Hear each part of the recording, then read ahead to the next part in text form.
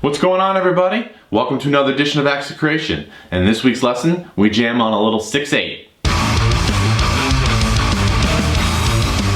So one of the things that I like to do here is talk about a musical concept that we can easily incorporate into our playing and into your writing.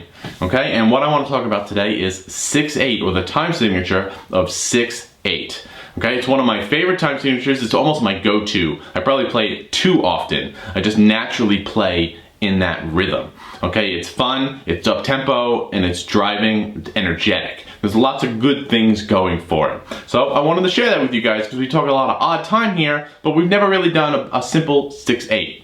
And for those of you that want to follow along with the tabs or transcription of this lesson, down in the description below you can find a link to a PDF and a guitar profile. And while you're down there, please click on that subscribe button because we do this weekly. So what I'd like to do is I want to play an example for you, and then what we'll do is after that example we'll kind of break down the meter, and then we'll break down the riff that I just played.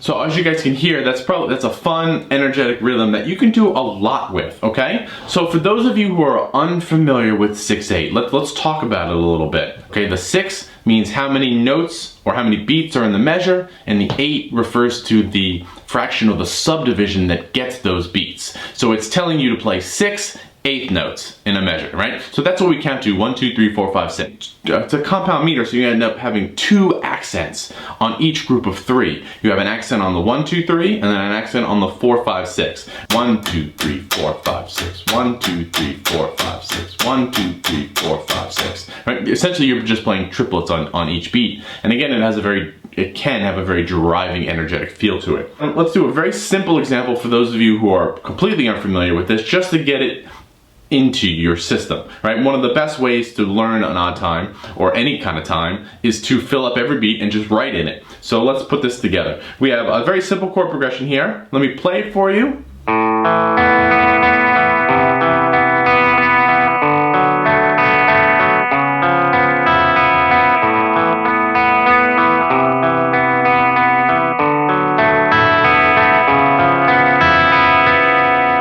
Very, very simple idea, just to kind of get the feel going if you're not used to it, right? We're just playing this open A chord, starting on our 5th string open, O, 2, 4, open.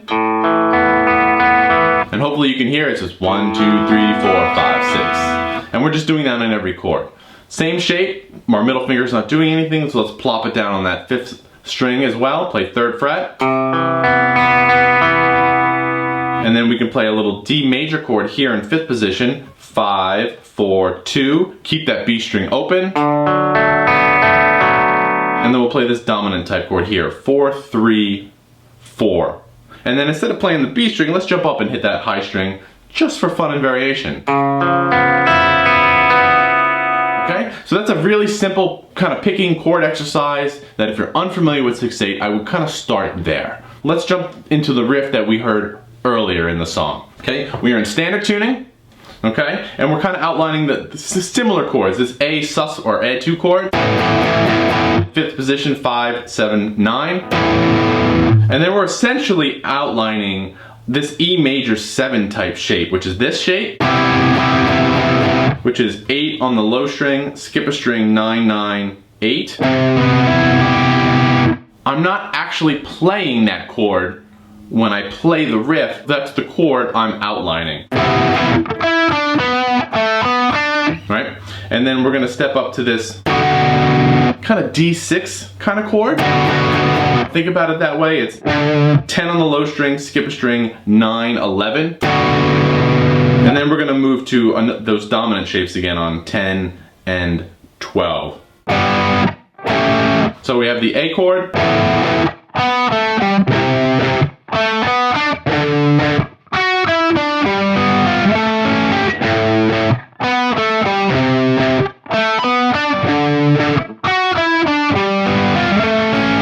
And I tend to be an over strummer. I add a lot of dead notes into it.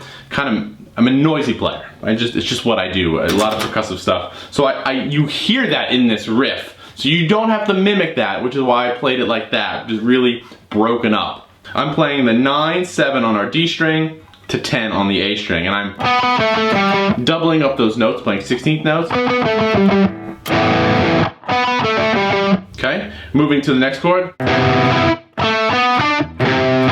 And I'm kind of playing the root note, then the rest of the chord with an upstroke. And there's our 4, 5, 6. It's 7, 9 on the D string, 7 on the G. Same, there's our D chord. And then the notes are 11, 9 on our G string, 12 on our D string. And you can put some phrasing into this, some glissando, some slides. You'll see in the tabs, but you don't have to, but put a little of yourself into the riff rather than just playing the notes and being very rigid. And then very straightforward on the dominant chords on 10 and 12. And just pick them out. 1, 2, 3, 4, 5, 6, or whatever variation you want, okay? So let me play that riff nice and slow for you.